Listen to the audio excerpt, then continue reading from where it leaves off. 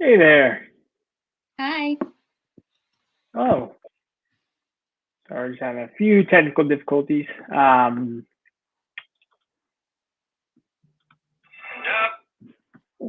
right. Awesome. Well, thank you so much for being here. I think you just got done on the main stage with Dr. Gray. How did it go? Really great. I didn't know my application's being published, but okay, that's fine. Well, we appreciate you sharing it with us. I assume Dr. Gray kind of got a chance to go through. You were recently accepted to medical school, is that right? Yeah. Yep, that's Awesome. great. Well, for those of the our students who've been kind of hanging out over in the guest lobby or the Q&A lobby, will you tell us a little bit about yourself and your story, and um, kind of just give us a little background? Okay, so hi everyone. My name is Maral. I'm from Iran. I've been living in three different countries, which is Iran, Australia, and the US. And after waiting for numerous months, I finally got accepted into my top choice medical school, and I'm starting in the fall, which is very exciting. That's amazing. And so, uh, what was it that? What was it that? Because you're are you an international student or a non-traditional student? No, I'm a permanent resident, but I'm an immigrant. Okay. And what was it that interested you in medicine? How did you find your way here? Growing up, just my exposure to my brother, who is disabled, just really initiated me to have an interest in medicine. And through years with gaining experience, especially clinical experience, I realized that medicine is a path for me to go so that I can have the power to help others with their health and just raise awareness globally and locally as well. That's amazing. And so, did you say where you were going to medical school?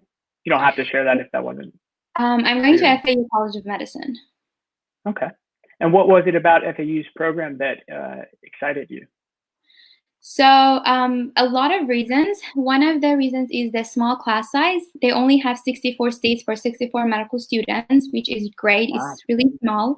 I really like the small environment so that I can build relationship with my classmates and the faculty and kind of have a support system for myself. And since FAU is the school that I graduated from my undergrad, I have a lot of exposure with the medical school, so I know how they treat their medical students. And I've been a standardized patient for the medical school for about 2 years. So I've seen exactly how medical students are learning, what's their curriculum like. I've got a lot of feedback about their whole simulation center and all that. And another reason that I chose FAU is because FAU is a community-based school. They have a lot of diversity going on, and their mission is to help the community, which is matching my personal mission as well. And I really want to be the physician who's helping the underserved individuals in the community. And that's why FAU was a perfect match for me. that's amazing. Was it because you were already a student there that you decided to go to their program just through your exposure, or was it something that were there? Mhm. I guess did you consider other schools along the way, or did you just know that was the one? Not necessarily, just because I was at FAU and I got into the standards patient program and the whole FAU medical school. I don't think that's really related. I got another acceptance in another medical school, and I have also um, I was waitlisted for another school as well. But eventually, it came down to FAU, and I chose it. Okay. So yeah, so that kind of goes to our first question here. How did you choose your school list? So it sounded like you kind of had a pretty good clue that you wanted to go there. Yeah. Yeah. All right. MCAT. It's a big topic not right now. How did you prepare for the MCAT? What did that look like for So you? yeah, I studied on my own. I'm not sure if I go back in time, I would do the same. There are a lot of courses that people are taking, either offered by universities or by other companies. Those courses, I think they're great. They teach you the tips and tricks of the whole entire MCAT. I had to learn it all on my own, which was hard. Another thing that I did wrong was wasting so much time on content review. I literally spent about 2 months just reviewing the content, whereas I could just jump into questions and practice those questions. And also, it's really important to stick to strategy. I was just telling Dr. Gray that in the middle of the MCAT for the car section, I panicked and I forgot the strategy that I learned and I prepared for it. I literally changed my strategy on the exam, like during the exam, which was really, really wrong. So it's really important to stay calm and stick to what you're prepared for and stick to your strategy rather than just changing it in the last minute. Right. That's great advice. It is tough to prepare for a test that is that comprehensive all by yourself. So props to you for doing that and doing obviously very well to be accepted. So, all right. Talking about secondaries. Yay. Did you pre-write your secondaries or did you write them kind of as they came? So after I was done with MCAT, I started working on my primary application. That took me about 2 or 3 weeks. Like towards the end of my MCAT, I was writing my personal statement and everything on the side, but I was mainly focusing on the primary application after my MCAT. And then I had to wait for about 4 weeks for my primary to be verified. Within that time, I started preparing for secondaries. I literally had like all the questions ready, but I didn't really pre-write them. Once I got like my primary application verified, I kept getting emails for the secondary. So it was like literally like a day after. So Wow. that within that time, it took me about 2 weeks just to write the secondary essays. It's a lot. It's nonstop tiring. Like literally, you have to just put so much effort into writing it, and it's school specific. So you can't really copy paste. And if you do, you have to be very careful that you put like the correct name of the school, the correct program, and whatnot. And that took me 2 to 3 weeks, depending on the school, and then I submitted. Right. Looking back now, would you change how you approach that? Would you try and pre-write them or? I'm not sure because I didn't spend like huge amount of like months to write it. It only took like 2 to 3 weeks. But if I would have write it after my primary application submission, it would have saved time and maybe less stress. Right. Okay. Good advice. Kind of along the same lines, when did you start writing your personal statement? So I started writing it late January of the year that I applied.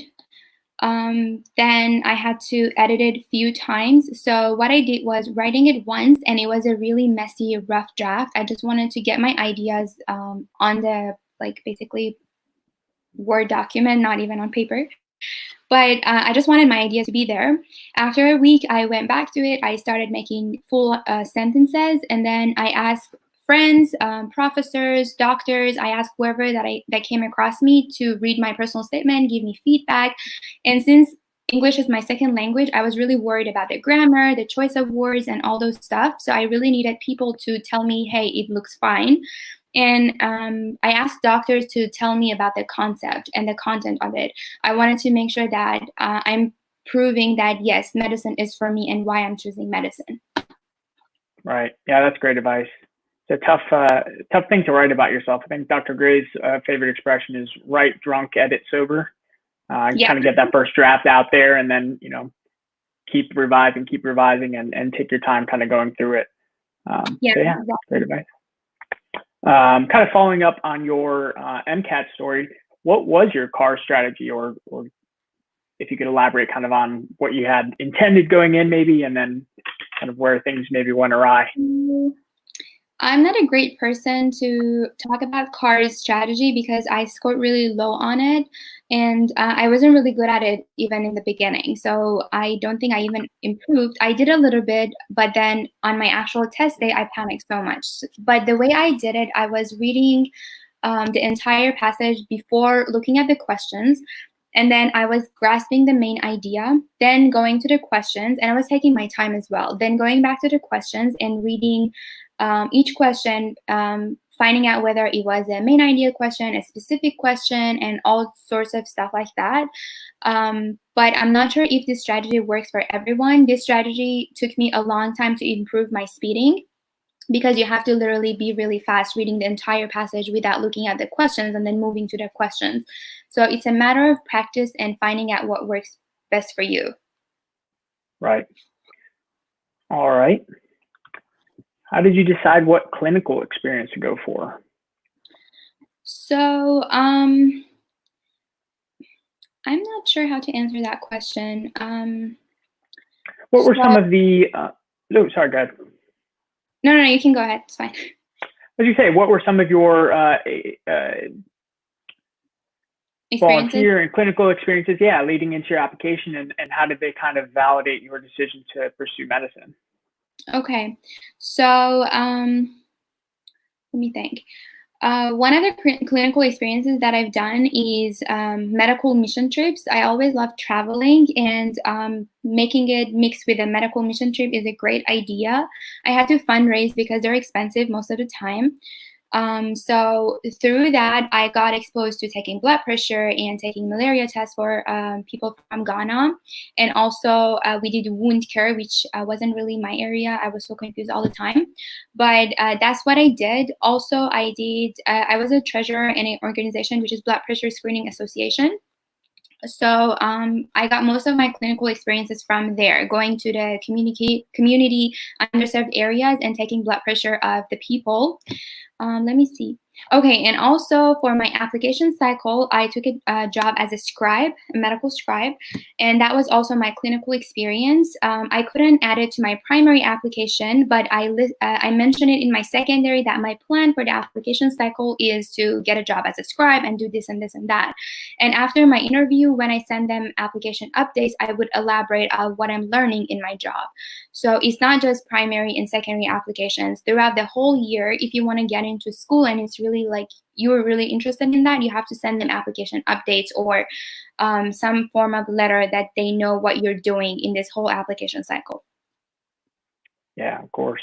So it sounds like, if I'm not mistaken, you took a gap year in between your senior year and when you matriculated into medicine?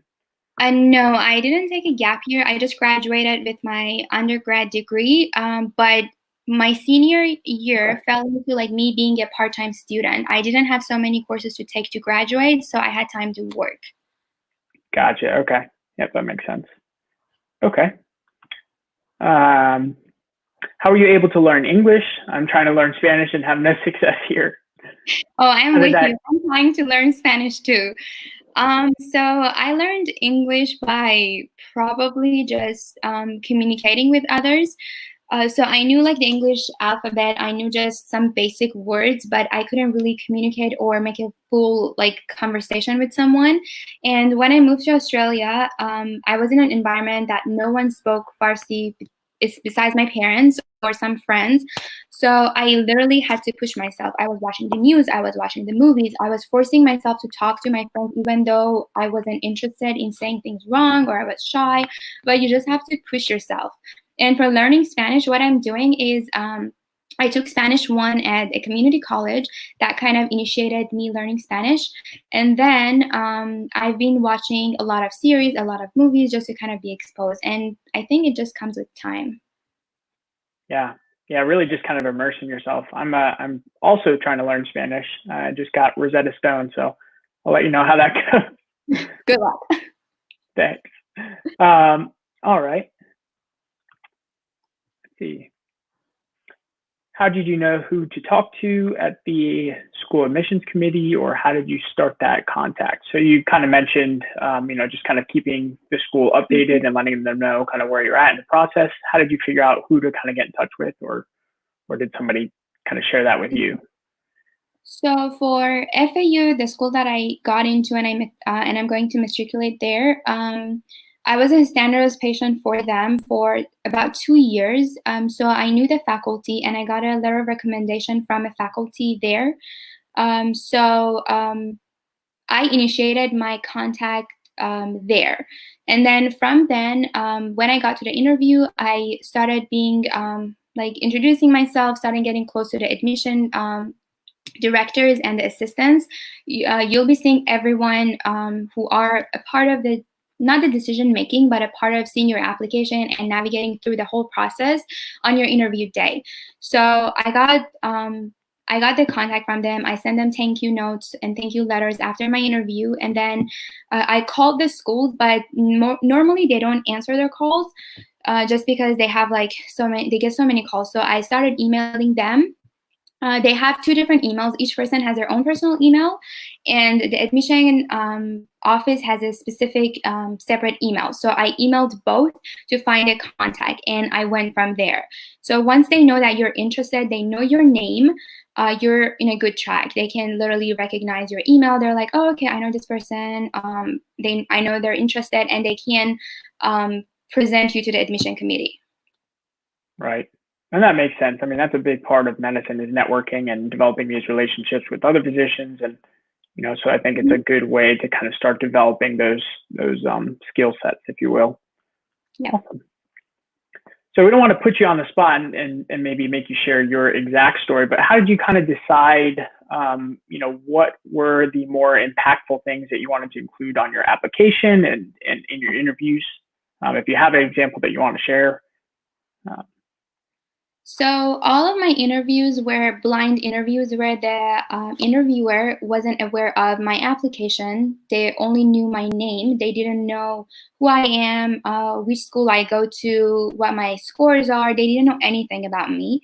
And all the schools, they asked me, tell me about yourself. Why would we select you? Why are you like unique or whatever, like within all those questions within the same area.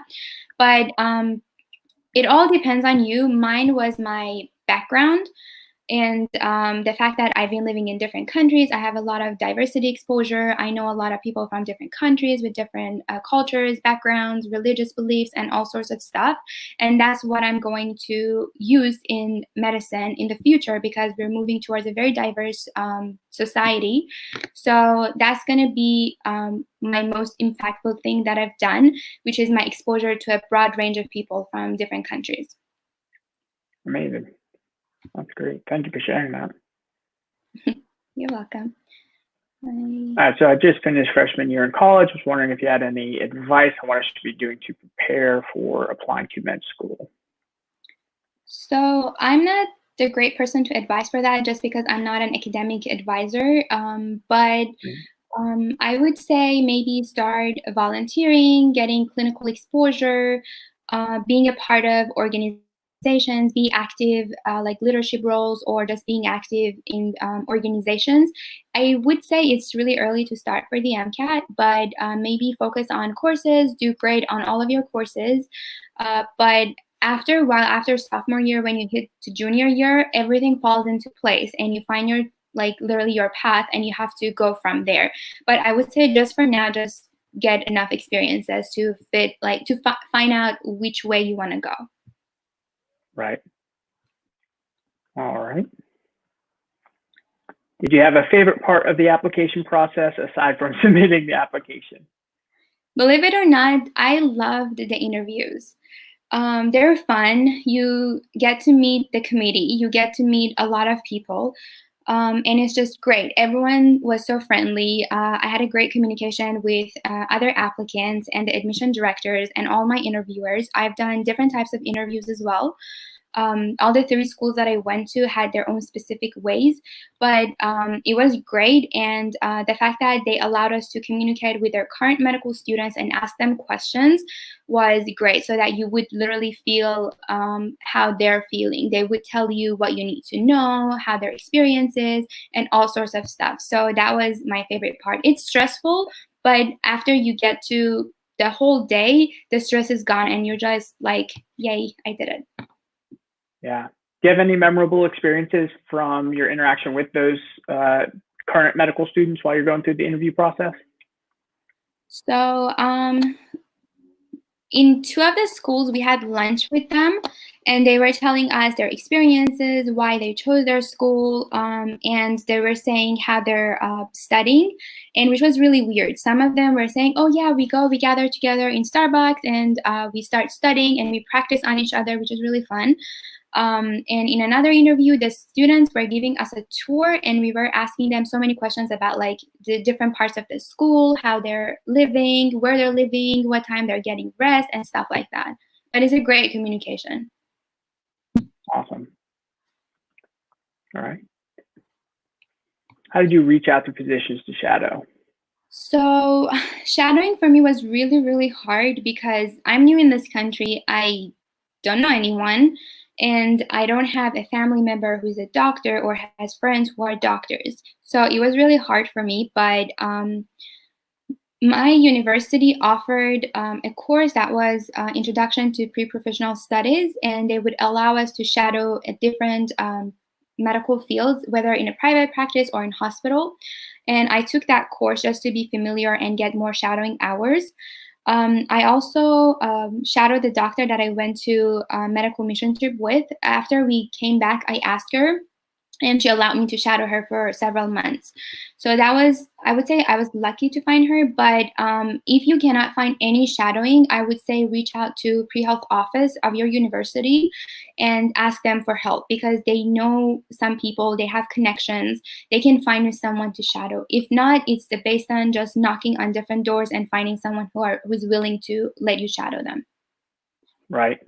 Yeah, that's great advice. Just being persistent. If it's something you want and it's a good way for you to kind of learn about the medical field, and if it's right for you, just keep going. Yep. All right. One or two more questions.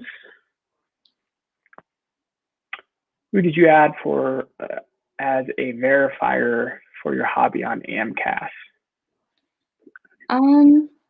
Honestly, I've Not sure if I done understand the question. this application. So it feels such a long time ago that I don't remember. I don't think for hobbies you didn't have to put a verifier. I can look up my application right now and kind of see what I put, but from what I remember, I don't think you have to put anyone. Let me see. I think generally the answer would probably be something along the lines of, if your family member is going to be the best person to speak to your experience in that case, then they would probably be the person to verify. So for my application, I don't see any reference name for my hobbies. I didn't put anything. Okay. Good to know. All right. Did you have any hiccups during your pre-med years that discouraged you or threw you slightly off track? If so, how did you deal with it? So I did have difficulties that were discouraging me, but it didn't really put me off track. An example was I was completely comparing myself and my story with others who've been here throughout high school. They've done dual enrollment and they're ready to go. Their English is their first language. They got this. They're not struggling at all. But I stopped comparing myself with others because I have a different background, I have a different story, and they're completely different people. So I just try to focus on my own path, and it's very, very important to not burn out yourself. You need to socialize, you need to have friends, you need to have fun, but you just need to be really mindful of what you're doing and be focused, not slacking off or anything. Right. Awesome. Not sure if this is a question you can answer, but maybe if you have any insight. I actually don't. I'm not sure if, I'm not sure. Fair enough. We'll end on a fun one then. What are you looking forward to most in med school?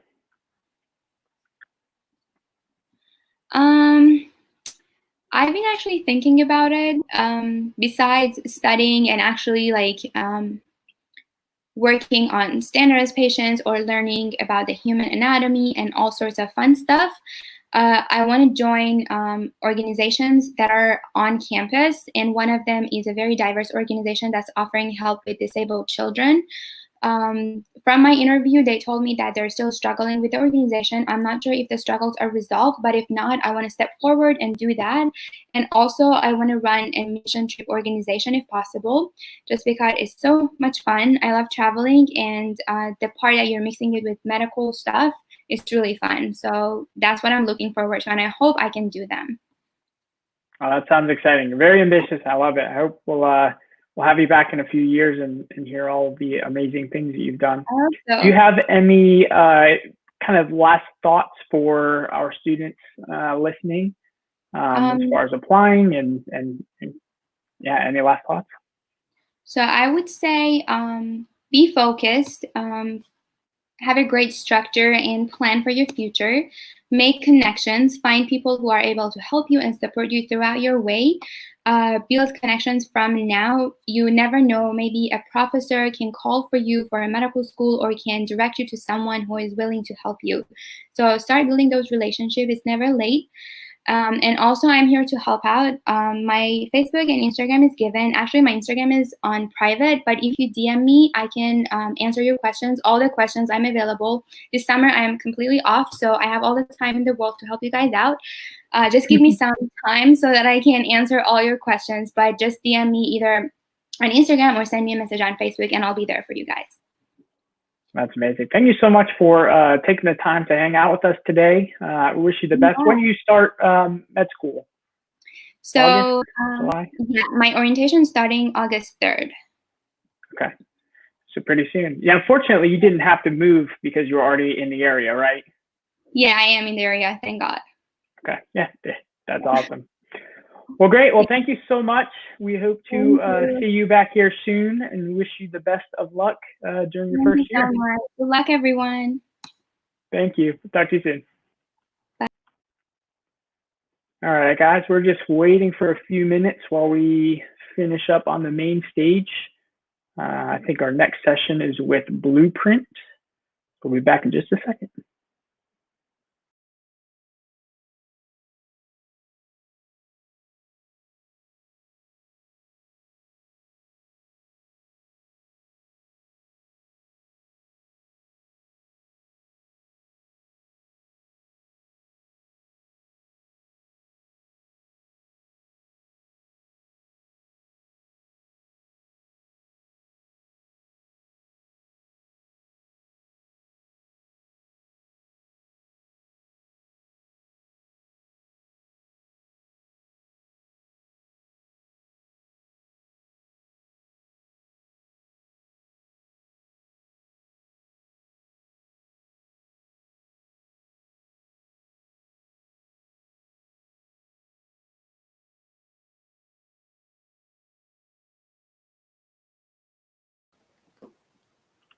Hey there. Hey, how are you?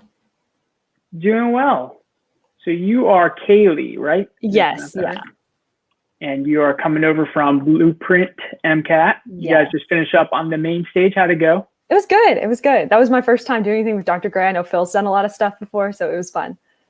Oh, that's awesome. So tell me a little bit about kind of what you guys were talking about. I know your session was kind of speaking to the shortened MCAT. And, give me the highlights since I've been over here on the Q&A page. Yeah, so highlights reel. The AMC has shortened the MCAT for the rest of this application cycle, not just the first couple months. So that's any test date from now through September. You'll be taking like a 5.5-hour-ish MCAT instead of over 7.5-hour MCAT, with all of the same content still being tested, just at slightly, I'll say, lower proportion. So the time per question is about the same.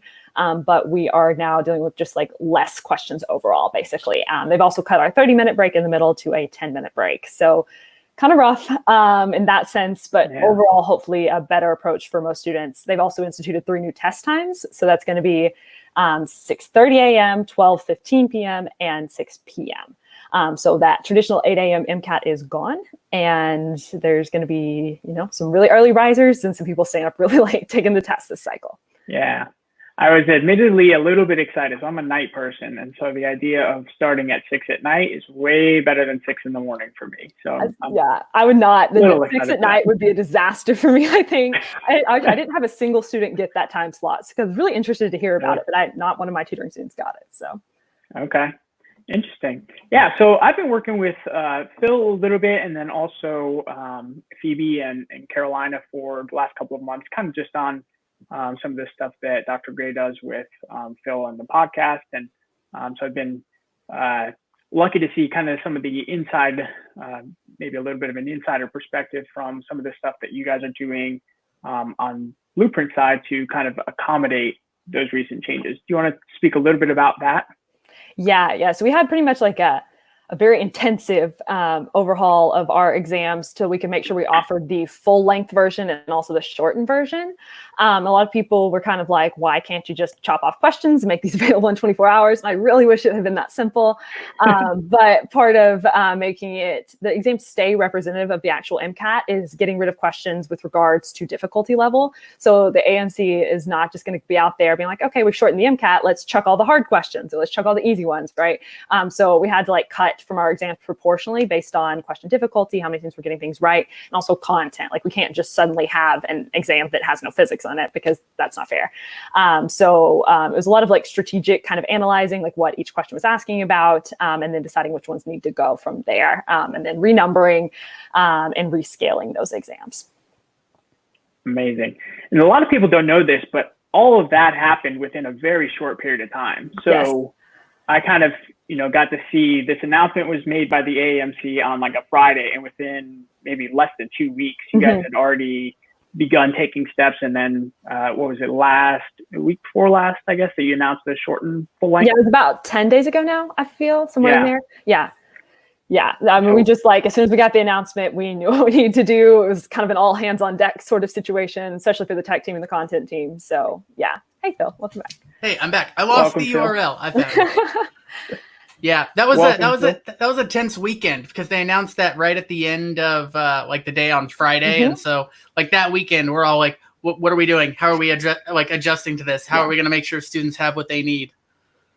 Yeah. You and Dr. Gray had done a Q&A earlier that day, kind of speaking all about kind of all of the chaos going on with the AMC, and then all of a sudden later that day, 5 o'clock rolls around, and okay, now the MCAT is 5.5 hours. So yeah, the landscape has changed. Everything shifted a little bit.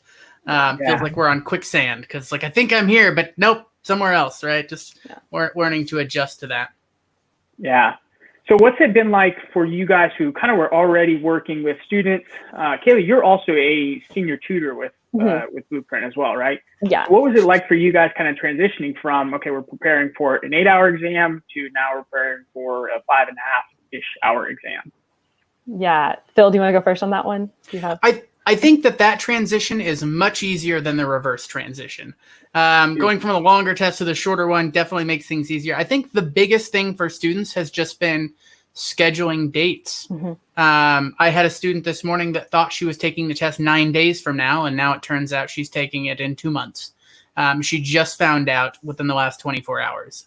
And so just kind of like learning to, adjust to what's going on with the exam schedule and like when you're seeing what exams and working on the shortened versions, and then also doing the AAMC materials and trying to get all of that together so that students are getting, the best possible score that they can. It's definitely been a little bit tricky as a tutor for the last couple of months. Yeah. It's shifted things a little bit for us as well.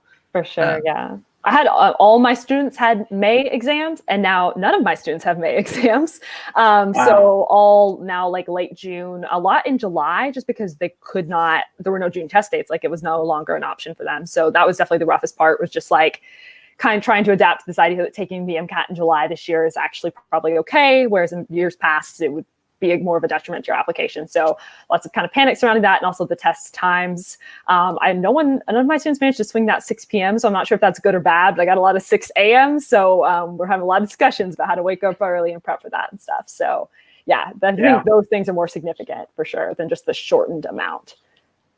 Yeah. So kind of going through, sorry, Phil, go ahead. No, I was gonna say I have a couple with the 6 p.m. and that's been kind of a rude awakening. They were both like, oh, this is gonna be easy, and then they did it and it's like, oh no, this is a little bit tricky.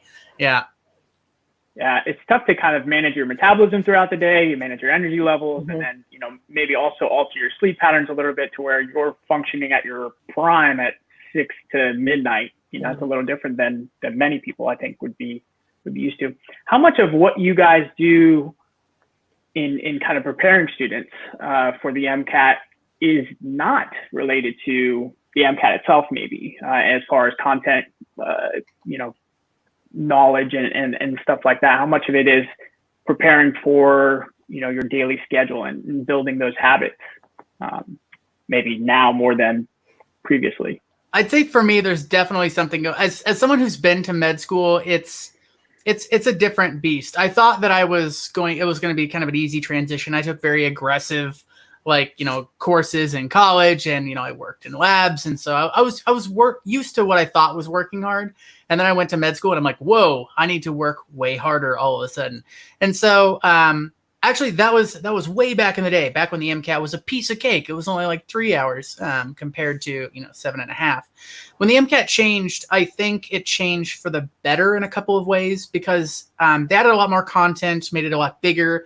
And so one of the big challenges with the MCAT is just being able to deal with the volume of information, and it's an unreasonable volume. And that's what happens in med school as well. If you look at like everything that you're seeing in med school, the actual the things you're learning are not that tricky, right? Like there's a bone here called the hyoid, right? Like that's not going to break anyone's brain trying to figure that out, but it's just that you have to learn all of this stuff in like a short amount of time. And so I think a lot of what I'm doing with the tutoring is not obviously like teaching them like specifically for the MCAT, but teaching them how to handle like large amounts of information and how to get it to stick and retain. Because the MCAT for a lot of people is the first time where people are studying literally months in advance. Mm-hmm. It's a very weird thing for a student to be like, oh, like you want to hang out this weekend? I'm like, no, sorry, I have a test in 2 months, right? Like that seems weird to most people. But once you get into the MCAT and med school, all of a sudden that's like kind of the norm. All of a sudden you have kind of like, okay, I have a test this day, so this is my day off this month. That's my day off. And so you kind of have to learn to treat it like a marathon and kind of keep up the pacing. And so a lot of the stuff that I'm doing is focusing a little bit on that as well, on just mm-hmm. being good at studying, more so than the actual like the content itself. But it's more the process of like taking in lots of information and being able to hold on to it more so than it is just like teaching all this content. Yeah. First of all, thanks for making me feel really good about med school. It's going to be awful. I'm ready. Here we go. But second, same. I feel like a lot of the students I've had who have really struggled to get a score increase have been because they've been trying to balance too many things like on their plate, which I'm also definitely guilty of. So that's the conversation I had a lot, even pre all of this, about how to just kind of like step back and evaluate your schedule and be like, okay, is now the time for me to study for the MCAT? And if it has to be, and I can't do it, what do I need to cut? So a recommendation I've made a lot is like treat the MCAT like a different class in your schedule. So take less hours than you would maybe take only 12 hours this semester and pretend that those last 3 hours are the MCAT. Anything basically to kind of reorient your daily schedule where the MCAT has to be a priority kind of helps transition, like Phil said, kind of into that mindset of being able to learn a lot over a long period of time. And also just like the basics, making sure they're in your schedule. Because I know, especially for pre-meds and a lot of really intensive coursework, things like exercise and eating all your meals and eating, healthy and all that stuff can sort of slip a bit. So just also making sure those are kind of balanced among my students is definitely something we talk about as well. Yeah. And that makes a lot of sense. One of the I think the things that's probably common among most pre-meds is that we tend to be over involved in many things, yes. thinking that helps us. And at some point it's amazing some of the things that pre-meds are doing, but it's hard to be excellent at everything, mm-hmm. So you've got to really kind of figure out if you want to do exceedingly well on the MCAT, what do you need to sacrifice to make that happen? Yeah, there's definitely a lesson in there. I feel like the semester I studied for the MCAT was like the worst semester I could have chosen. It was like the busiest semester. I was taking like 4 really difficult high-level science passages like analytical chem and P-chem and math methods of theoretical physics. It was just like I should not have taken the MCAT that semester. And so you definitely kind of like learn. And then once you get into med school as well, like making it a priority. And the MCAT has to be a priority. There's nobody who goes to med school and med school is just like, the fifth thing that they think about and kind of build their life around. Like it's the top.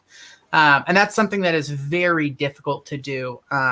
Just kind of like outside that, just being able to, be successful in med school requires it to be a high priority. And I think the MCAT is, working that into the life of an MCAT student. It's got to be a priority. You have to make time.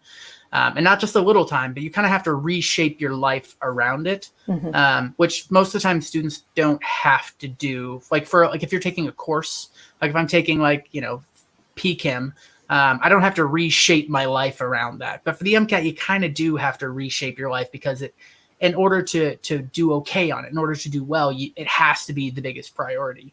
And that's definitely something that carries over into med school as well. There's nobody who just I'm kind of in med school, but I also have all these other things that are more important to me. Like, no, it's like that's your life is kind of built around that. Yeah. I'm not sure if this is the case, but Kaylee, have you been accepted to med school, or are you planning to? Yeah, so I'll be a first year next year at NYU, or I say next year, August. So in 2 months, I'll be a first year. Amazing. So do you want to talk to us a little bit about kind of your pathway and how you transitioned from where you were with Blueprint and kind of on the test prep side to now you're pursuing med school? Yeah, for sure. So I started working with Blueprint part-time, actually, like in 2018. So I was a senior at university when I first started working for them. So I graduated in May of 2019. I've taken this year off. I would highly recommend it if anybody is iffy on taking a gap year. I think the pros for me definitely outweigh the cons, just the ability to really focus on my application, focus on interviews, all those things. And also just have kind of a breather, really, really, really good. So I've taken a year off. I worked this summer, I worked teaching English in Italy, which was kind of like my, weird fun thing to do for a bit.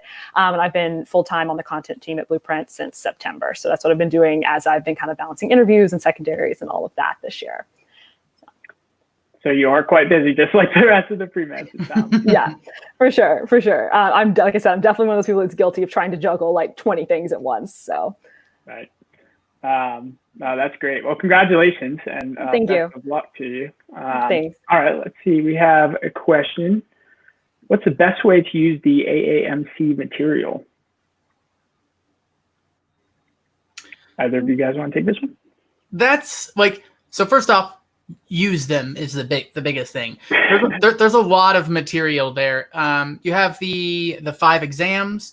You also have the official guide and the QPACs and the section bank. And I think even just for getting the exams, you have 1,000 questions. I think a little bit more than 1,000 questions there. It's really important to review them, but don't just review doing the questions and kind of going through figure out what the right answer was. Why is it right? And why is the wrong answer wrong? But you also want to learn to think like a test writer.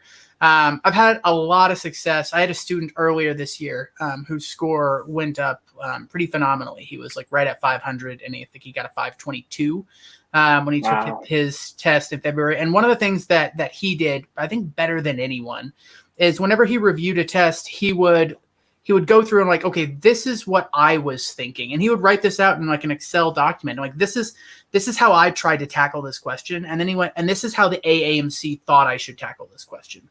And so he's not so much reviewing the questions and the answers as he is reviewing his own thought process. How should I have thought when I saw this question?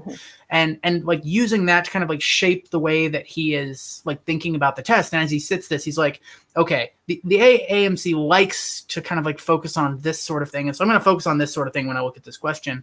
And that made it a lot easier for him to kind of understand how he should be focusing on that. Understanding what they're trying to test. That seems like when you first start taking practice tests and things like that, seems it's oh, who knows, right? It's all random. But after you've seen enough questions, certain patterns start to emerge where the AAMC, if they ever mention an amino acid in a passage, they're going to ask about whatever amino acid it was. And that's going to happen 10 times out of 10. And so you start to kind of learn what they actually care about. I like to use the analogy. Let's say that you needed a job and you're they asked, somebody at the job was what would you do if somebody asked you to do something shady? Forgetting the morality of this. Let's say your life depends on getting this job. You don't get the job, you're dead, right? And so let's remove the morality. You got to get the job. There's a right answer to this, but what that right answer is to get the job depends on what it is that they're trying to test. Does shady stuff happen here, and they're trying to figure out are you okay with this? Or are you going to go with the flow? Are they trying to test if you'll speak up for yourself? Are they trying to test to see if you'll follow orders? like all of those, the answer should be different, like depending on what it is that they're trying to test. And so understanding not just like what is the question, but what are the ideas that they're trying to test, and how should I tackle this, and how should I think about these, is kind of a key thing. And like I said, this student was just like really phenomenal at this, and just kind of like learning to shape his thought process based on this. And that's how he used the AAMC materials. And that's how I encourage a lot of my students to do. Whenever we're going through the exams, I have them write like, okay, what were you thinking when you answered this question? Not like, what were you thinking, but like, what was actually your thought process on this? And then how did the AAMC want you to think about this? And so as you kind of like go through this, you're reviewing yourself more than the questions themselves. But I think that's been really useful for a lot of students. And also just as an add-on, as a kind of the best way sort of thing, I think it's important to do the AAMC kind of later in your prep after you've gotten a lot of content review out of the way. So like Phil mentioned, you can kind of assess like almost the psychology of like what they're asking and the patterns that recur and like what they're trying to get at and those sorts of things. And you're not missing questions because you didn't know the content. You're missing questions because of not knowing that sort of thing. Because it'll make it a lot easier to identify those patterns and stuff if you know that's the reason you missed the question, if that makes sense. So I do recommend to students to try to knock out a decent amount of content review before they go for those AMC resources just to make the best use of them. Yeah, absolutely. That should be like the tail end of your prep, is going through the AAMC stuff. After you've done a lot of content review, then after that, kind of like shaping your thought. Yeah, I think one of the things that that I think really helps with stuff like that is even looking through Dr. Gray's podcast, the MCAT podcast, with you, Phil, kind of just going through, right now you guys are going through Blueprint's first full-length exam, right? Right. And kind of just, Dr. Gray will take a stab at answering the question.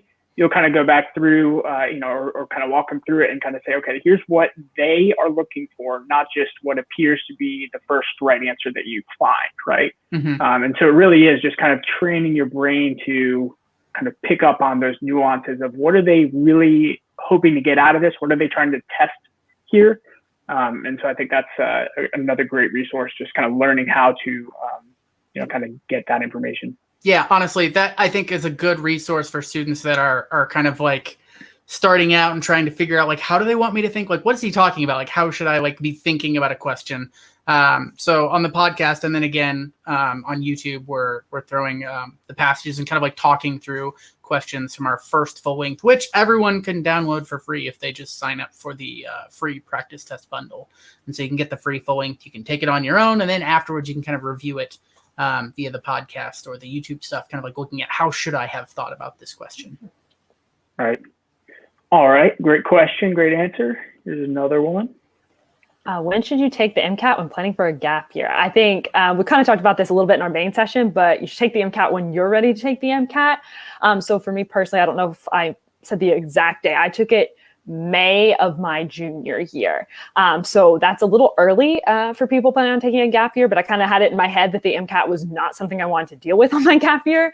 I wanted to deal with application. I wanted to deal with, working, like having some other opportunities that I might not get for a while because of med school. But that's not true for everyone. Some people take the gap year because they know that will give them the chance to study for the MCAT and really focus on it, whereas during school, maybe there were some other circumstances that prevented it. So just kind of be aware of what your class schedule looks like and what your obligations are during the school year, and make the call based on that. But you can really take it, anytime up until the summer of the year you are applying. So if earlier makes you less stressed, like it did me, awesome, go for it. If you are prepared. But if you need that extra time to prepare and the gap year gave you a buffer, go for it. Yeah, just kind of mimicking that, like making sure that when you're studying for it, you have the time to study for it. Yeah. I think I mentioned during the main thing that the semester I studied for the MCAT was probably the worst semester for me to prep for the MCAT because I was just taking so many high-level courses. And so if you're taking a gap year, like think about that. Like if you have a chance, like, okay, I'm taking like a lot of really aggressive like academic courses, maybe don't prep for the MCAT then, maybe kind of like take it during your gap year if you can. But if your gap year is like the year you want to be applying, so you apply and then you get in the next year. If you want that gap year, you probably need to apply that senior year or junior year. And I think either is fine as long as you have taken the prereqs and have properly studied and prepped for the test, which is I say that like, oh, it's easy. Just properly prepare for the test. But it's definitely a little bit of a monster of an exam. So along those lines, how long should you spend on content review? Again, it kind of good. I'm going to let you tackle this at first, Kaylee, because I'm curious. Okay, yeah, I'll take a first stab at it. I'm going to give another it depends sort of answer, in the sense that it depends on your study timeline.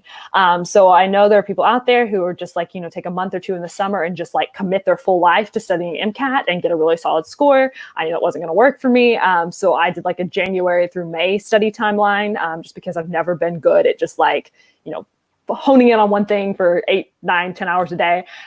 So the first thing is to like establish that timeline and then kind of assess your content review like proportionally to it. So it's going to vary depending on the student, depending on when you took your prereqs. Like if you've been out of school for 10 years, that's going to look a lot different than someone who is just now in biochemistry.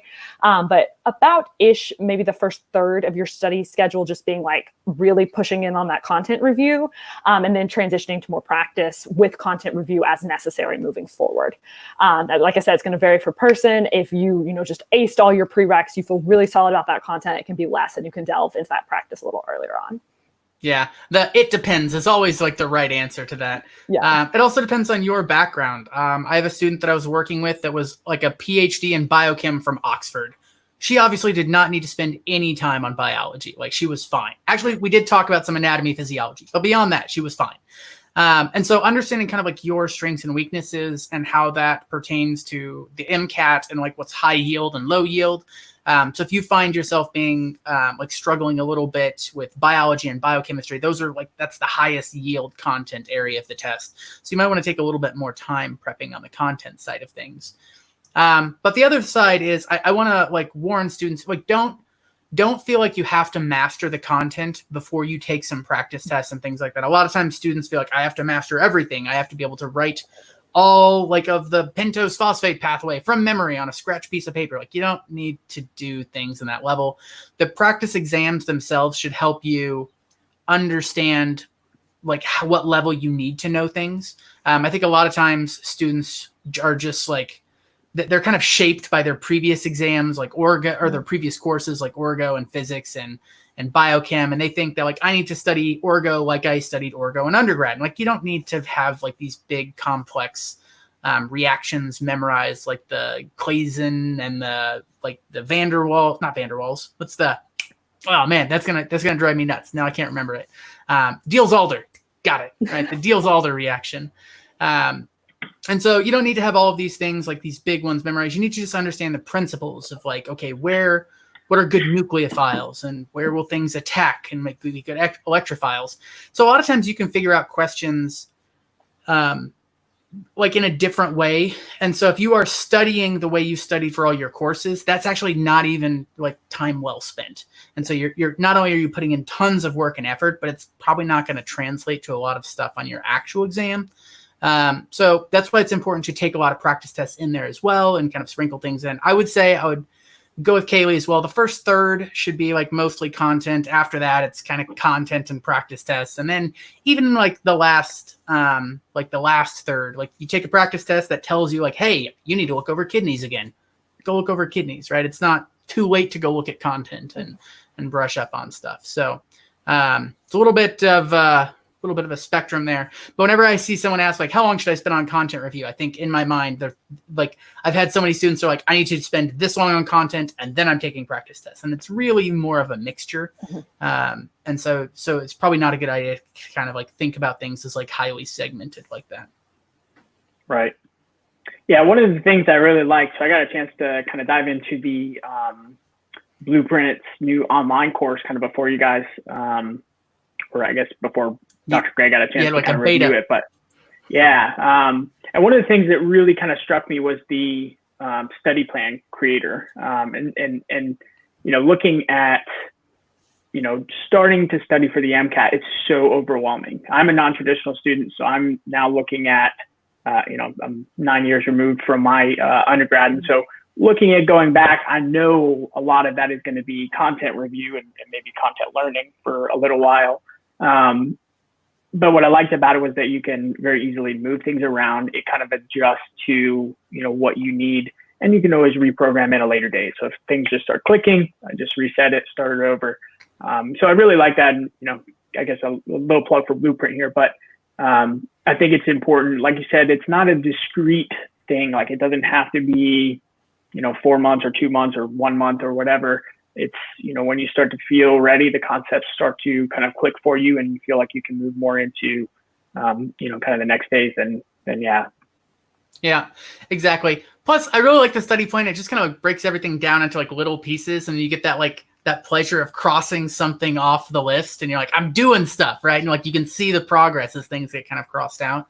That definitely actually helps with some of the like motivation side of things, because if you're just like looking at the MCAT as like a mountain, and you're like, I have to conquer this, like it's so overwhelming. You start to break it down into little things, like, oh, I can do that, right? Like I can climb that molehill, right?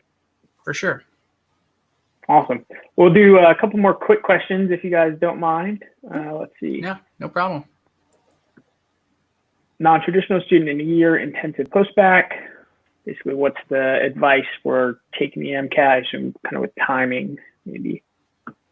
Okay, so I can kind of answer this. I had a student in a very similar situation. So the most important thing is I don't know what all you're like missing in terms of prereqs, because I'm not entirely sure what your postbac program is, but make sure you have either completed the things you need for the MCAT or are currently enrolled in them when you are in the semester that you're planning on taking the MCAT. I know it can push you back a year, it can push you back an application cycle, and it's kind of stressful if you're already a non-traditional student, but you definitely don't want to be taking a stab at the MCAT before you're ready. And I feel like people who are enrolled in postbac programs or trying to do their prereqs at weird times, whatever, summer classes kind of can end up being like, oh, I just have to get the MCAT out of the way, and doing it before they're fully ready. So I really don't recommend self-studying more than maybe one subject, and make it an easy one if you're going to do it. I've had some students do self-study SOC. I think that's not going to kill you. But if you're going to I'm going to teach myself all of physics and all of Orgo, that's probably not going to go great. So just being aware of what you're going to finish and when, and then choosing the MCAT test date based on that. And then hopefully you'll actually be at advantage because you took all your prereqs very recently. Whereas even like a normal college student took, Gen Chem 3 years ago by the time they took the MCAT. Yeah, I would agree. It also, like she said, it kind of depends on the post-bac program. There are a lot of MCAT focused or pre-med focused post-bac programs, especially at schools that have med schools. I was actually teaching at one last summer. That seems like a lifetime ago. But yeah, so there are some if your program is specifically for that, that makes it a lot easier. If it's not, then just making sure that you have the prereqs. The prereqs that you need to be prepared for the test, or to be prepared to start preparing for the test. Yes. If that makes sense. That's like pre-partying, right? It's like pre-prepping for the MCAT. All right. Let's see. Recommend a calculus-based physics. Does it make a difference? I recommend calculus-based physics to everyone. It's probably not useful for the MCAT, though. I'm definitely a physics nerd and calc nerd, but yeah, definitely like it. The MCAT is not a math test. They are not interested in finding out who is the world's best mathematician, giving them a scalpel and having them do surgery, right? That's not the goal of the AAMC. So a lot of times the math on the MCAT tends to things cancel out really nice. And so you're doing things like, what's 60 times 10 divided by 5? And, questions that you could probably give to a high schooler or a middle schooler and be like, oh, can you do this? Like a kind of a homework problem for that.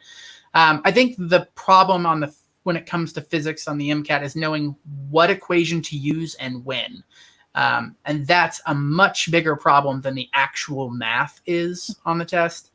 Just looking at the test, because the MCAT is so big, you have everything from electrostatics to fluid dynamics to friction and buoyancy and all of those things, circuits, capacitors, and it's just a really big test. And so understanding when to use which tools is, I think, a much more important thing than being a great mathematician. But you should take calc-based physics just because it's cool. So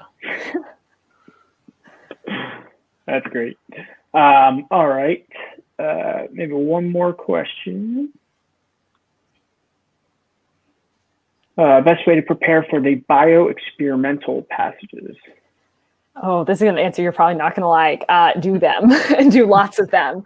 There's, especially for cards, I feel like there's a lot of advice floating around out there of like, reading a lot of outside material and just like getting used to it and stuff. And like, I guess to a certain extent that does help just because you get used to complex wording, but it doesn't really prepare you for the questions that are asked, the style of the questions, how difficult they are, etc. So for bioexperimental passages, like Phil was kind of talking about earlier, the AMC resources, I think the best way to do them is to start out untimed, really, really thinking through them, taking your time, trying to really figure out like what's going on, what are these weird graphs telling me, what's the axis, what are the axes saying, etc. And when you miss questions or if you weren't sure, if you guessed, whatever, just really looking at the reasoning behind them, because there are only so many things the MCAT can ask, and there's only so many different ways they can be asked. And like Phil mentioned, you will start to see the patterns. So just lots and lots of practice and really working and understanding the logic and the processes involved behind every answer choice. Because I know what's really difficult about the bioexperimental passages is they often involve several layers of understanding. Like you have to know, oh, this amino acid is nonpolar because of that it would not bind to this thing. And then, oh, this thing is on the graph, like whatever, like it's several steps. So it's going to take quite a bit of work to build those multi-step thought processes. So definitely practice. Right. Yeah. They're going to ask questions like, what's going to happen if you inhibit the antagonist of an insulin receptor, like sort of thing. And like, that's like, it kind of like takes a second to kind of like work through. It doesn't help that a lot of the bio passages are just this like avalanche of jargon where you have like the QRP mutant and the MXCL cell line, and you have the delta E9 variant of the F54N. And like all of that's happening in like one sentence, and like this whole passage is just that whole thing. But like Kay was saying, like doing it and reviewing it. The first passages, there's going to be a lot of passages you're going to see when you're going to be like, I didn't really understand this. Definitely reviewing it and like making sure that at least in hindsight, even if you got all the questions correct, go back, like make sure that you understood what was happening in the passage itself. Just one thing, I do really like the AAMC section bank for this because there are some very difficult, tricky passages. I am giving a little bit of warning. Students leave the section bank bruised and battered, and their ego is smushed, and everyone feels like an idiot when you leave the section bank. But the passages are very difficult, which is what you kind of need if you're trying to work on that data interpretation, just seeing tons of very difficult passages. So I definitely recommend doing that if you can, the AAMC section bank. But once again, probably in the latter half of your prep, but making sure that you're reviewing that thoroughly and not feeling too bad when you're struggling with it, because that's something, I think the data interpretation is something that literally every student needs to work on, unless they've worked in a lab for a decade. Students need to spend some time specifically working on that data interpretation. Right. All right, guys. Any final thoughts?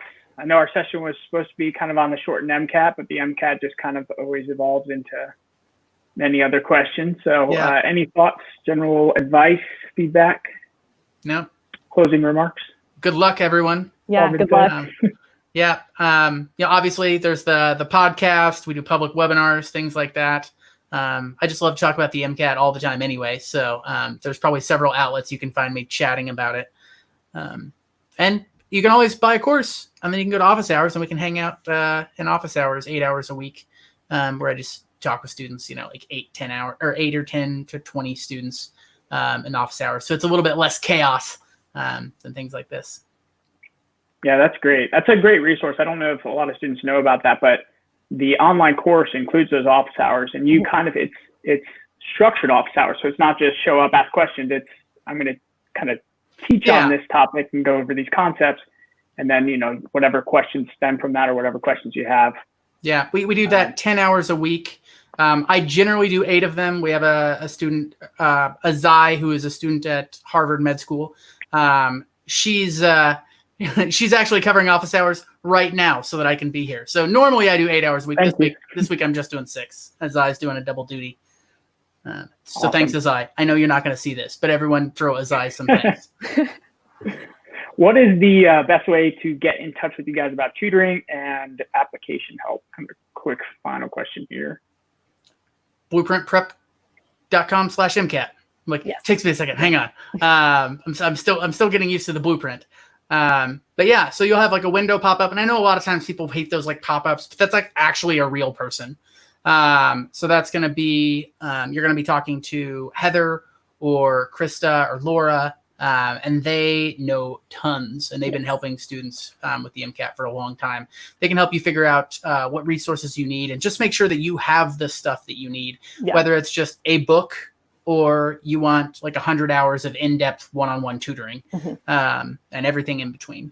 Yeah, they're really good at matching like your needs to what you choose, whether it's tutoring hours or like they'll send like other resources. So. Yeah, they're not afraid to say like, okay, you actually probably don't need this thing that's more expensive. You probably want this to help you based on your background. So, that's what I would advise. For sure. Awesome. Well, thank you guys again. I appreciate your time, and it was nice getting to kind of chat with you guys. So I get to talk to you, or at least listen to you quite often. Yeah, I'm excited. I think it's the first time I've seen your actual face. So yeah, I've got emails and stuff. So yeah, I'm not quite as prepared as Dr. Gray. I don't have the setup yet, but we're working on it. Yeah, got to get the fancy headset and the mic and all the blue T-shirts. There you go. Make him pay for it. Expense it. You heard it, Dr. Gray. Yeah, there you go. All right. Well, Kaylee, I wish you the best in med school. Hopefully you'll keep us posted on your progress. And when do you start? August? August. Yeah. We're going to be online for a bit. So kind of in August is the answer to that question. Is yours just one semester online, or is it a full year? A semester right now. They're actually tossing up the idea of us potentially starting in November, but a lot of things have to go right for that to happen. So probably January.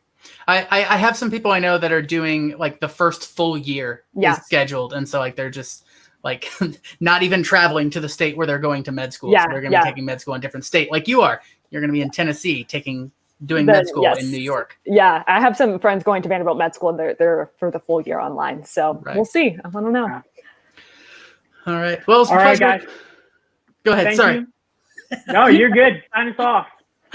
Real quick before you do, we are over on the mainstream with current and previous med students, kind of giving their feedback, some Q&A with Dr. Gray on the med school experience. So if you, our viewers, want to hop over there, the link, we'll put the link up here in this banner.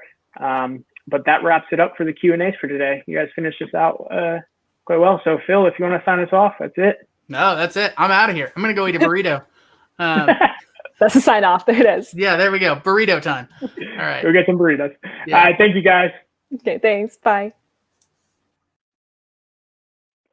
All right, guys. Head over to the main feed over on the Mapped Facebook page or Mapped YouTube channel. And we will be there with our 4 current and previous med students, 1 recent graduate. You guys can check that out. Talk to you soon.